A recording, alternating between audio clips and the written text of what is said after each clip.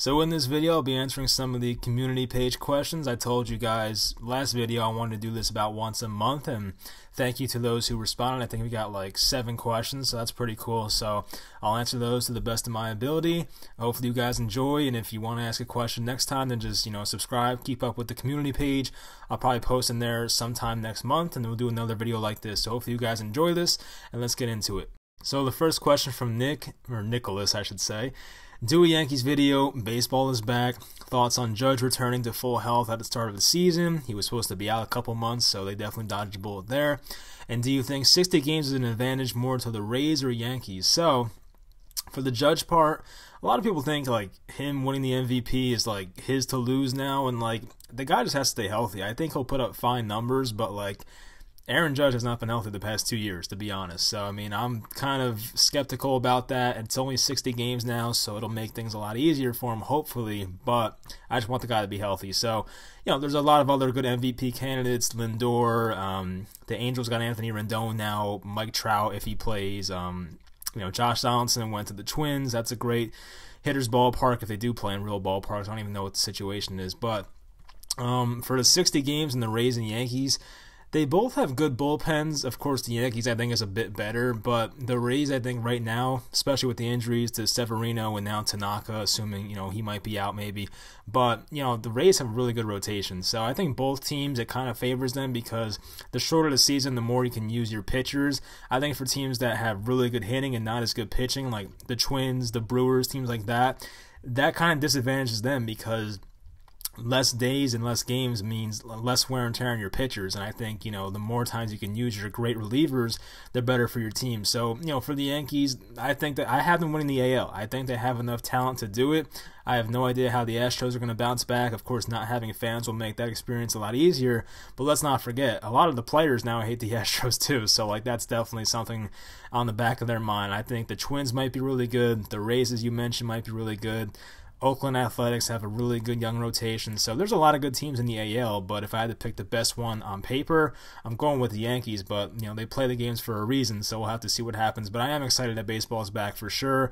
Hope everything goes smoothly. I know LeMahieu and I think Sessa have COVID, so hopefully they get over that. Tanaka's, hit in the face was very scary, so, I mean, it looks like he's all right, thank God, but that was some scary stuff, and hopefully, maybe Giancarlo Stanton can win MVP. We'll have to see about that one, if he can play 60 games, but yeah, I'm excited for sure. Hopefully it goes well, and hopefully the Yankees can finally win number 28. I don't want to say finally, I'm going to sound like a greedy Yankee fan, but hopefully, for the first time in 11 years, they can win themselves a World Series again. Next question from, I believe that's the Whopper feed. Do you think the NY Giants should pay Saquon Barkley a long-term contract after this season, or look to trade him in the future? This is actually on the same day that Mahomes got like $503 million. I've never seen a 10-year NFL contract, so that whole thing was crazy. Not saying Barkley would get that. For me, and you guys knowing who I am, personally, if I was a GM, I would not pay a running back a crazy amount of money, and I'm assuming Saquon Barkley is going to want somewhere around $12 to $15 million per year, maybe more, so especially if he comes out this year and plays really well, it's definitely a possibility. And that's just one of the many reasons that I'm kind of anti-running back, is because you have to pay these guys, but this is a position that, they get hurt the most, and these guys get, so much wear and tear on their bodies at young ages compared to other guys. Like some running backs start to decline at 28 years old, and other positions like quarterbacks, some wide receivers even, they kind of are in their, peak at age 28. So for me, I would say try to trade the guy, but as long as Dave Gettleman's there, they're not going to trade him. I just cannot see that happening.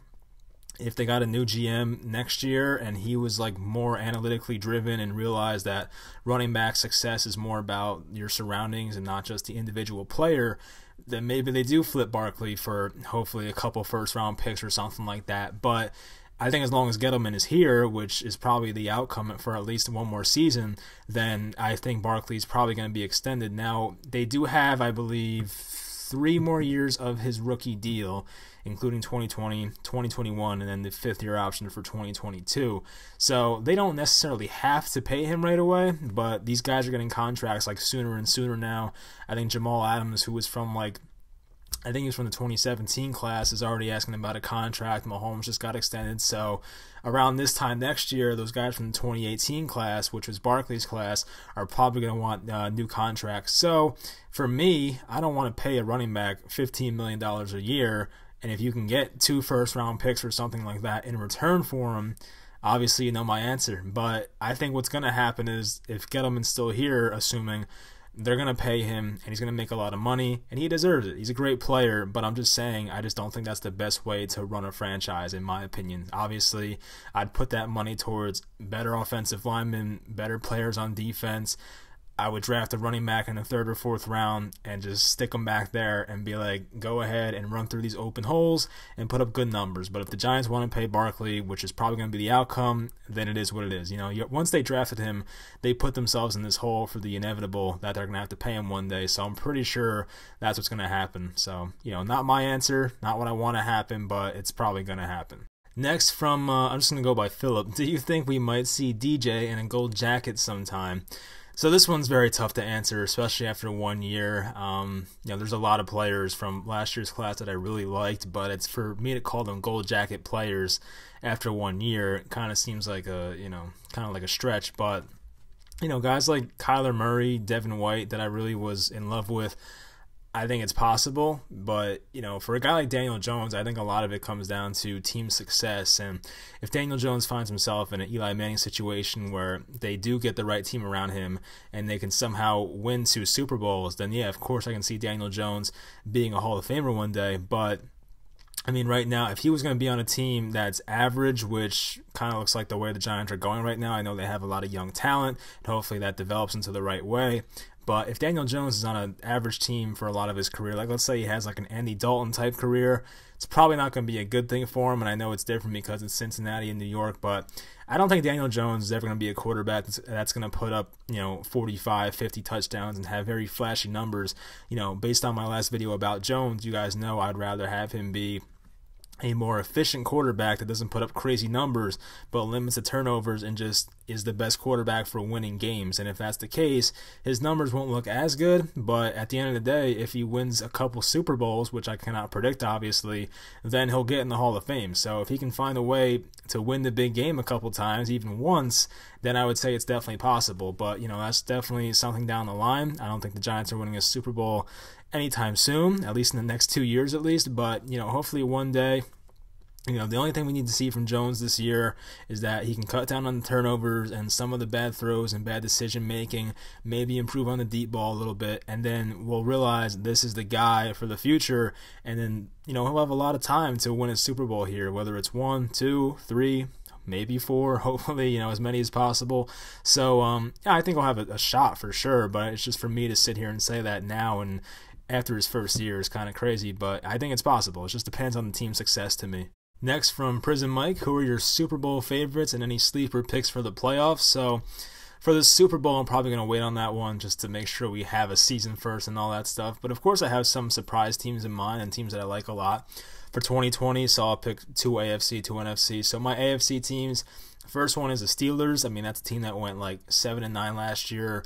They got like 1.5 games out of Ben Roethlisberger, and their defense proved to be very legit. The problem was their quarterbacks were just god-awful. Whether it was Mason Rudolph or Devlin Hodges, they just were not good at all. And Ben Roethlisberger looks to be in great shape. I mean, this is like the first offseason he's worked out in his life, admittedly, or something like that. So, or maybe since being a pro or something crazy. I don't know. But I'm actually really excited for the Steelers. I think if that team stays healthy, I know it's a tough division. I expect the Browns to be better. The Bengals obviously should be better if Joe Burrow's the real deal. And the Ravens just went 14-2. So, very tough division, but I'm assuming that the Steelers can get into a wild card spot, maybe make some noise. They definitely have a defense that's ready for the playoffs. James Conner and their running game has to bounce back for sure, but I like their team a lot. For another AFC team, the Denver Broncos, you guys know I love Drew Lock. I defended him, you know, a lot on Twitter recently, and you know, I wanted him more than Daniel Jones. I'll admit it. I love Drew Lock, just a gunslinger mentality, very talented kid. They put so much talent around him. Jerry Jeudy, they got some other slot receiver. I think it was KJ Hamler. Cortland Sutton's still there. Noah Fant is still there. Their offensive line is really the issue for that team. I don't know if that can hold up, but they lost Chris Harris on defense, but their defense should still be fine. They get Bradley Chubb back, so that should be a huge upgrade for them, and Von Miller has to return to what he was before. So that's a team I'm very excited about. Their offense can be really good, and their offensive coordinator is now Pat Shurmur, who's had very good history with quarterbacks. He's not a good head coach, but puts up good numbers for his quarterback. For the NFC, I'd probably go with the easy one, the Buccaneers. I think that team, not just their offense, it's not just Tom Brady, but of course you guys know I love Bruce Arians, and I think cutting down or cutting out Jameis's turnovers is going to make that team so much better. I have concerns about their running game. I don't really like Ronald Jones too much. I forget who they drafted in like the 3rd round, but still, their running game has to be good, but their receivers are great, tight ends are great. Of course, Tom Brady, I think last year, I mean, some people want to say Brady's washed. I think Brady was fine. It's just his receivers did not get much separation to me. So that's what I think the main issue was. So I think the Buccaneers defensively are a lot better than people are making them out to be. So they have some really good young players there. I know their cornerback, Jamil Dean, had a really good second half last year. So that's a guy who I think might step up and be big for them. Jason Pierre-Paul is still there. Vita Vea. I think Ndamukong Suh is still there. I think they re-signed him as well. They have really good linebackers, Levante David, Devin White, so very talented team in Tampa defensively. I'm very excited for them. And my other NFC team, I know it's another one that a lot of people are going to pick, but the Arizona Cardinals, I mean, they got DeAndre Hopkins for basically nothing. I mean, Kyler Murray, as I said this before the draft last year, I think is a future superstar. I think he went to the right team. Him and Cliff Kingsbury are going to work pretty well together, in my opinion. It's just, can their defense be good enough? I mean, they got Isaiah Simmons, obviously.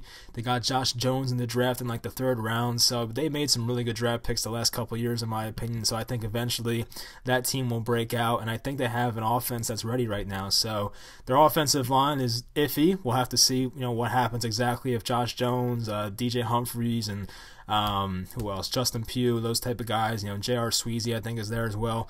Can they be good enough as an offensive line as a unit? But, if they are, I think the Cardinals offense can put up some really good numbers, so we'll have to see. But for me, it comes down to the defense. Can guys like Patrick Peterson return to what they were? I know he's probably like 29, 30 now, but can he be what he once was and stuff like that? So we'll have to see, but that'll be a very exciting team offensively. So for me, those are 4 kind of breakout sleeper teams, and for Super Bowl stuff, of course, I'll make a future video about that one.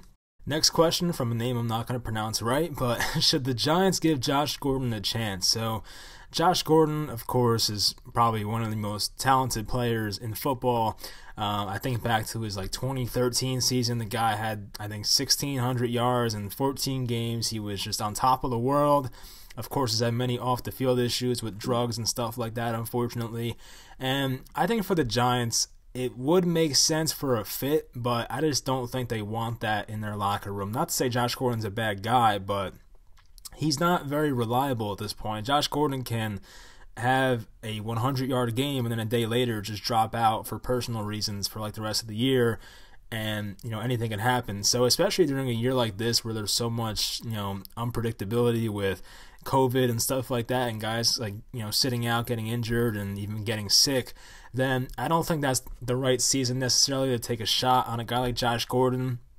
Now, for this question, I went back and watched a lot of him last year, and there's some flashes of him doing some really good things still. He still has some explosive plays. He was showing pretty good hands on most plays, and, he did drop some balls, but still, for the most part, definitely has some big play potential. But the Giants have that guy in Darius Slayton, so I do think I'd rather just see Slayton play more instead of trying to force something with Josh Gordon. If you want to try and get Josh Gordon, you might as well just get Antonio Brown. I mean, I know it's for different situations, but Antonio Brown is still just a tremendous talent. I don't think Josh Gordon's that same guy he used to be. I think Josh Gordon's maybe a slightly above average receiver at this point, but not the type of guy that I would take a shot on because of all the other issues he comes along with. So I think some team will sign him. I just don't think this is the right fit.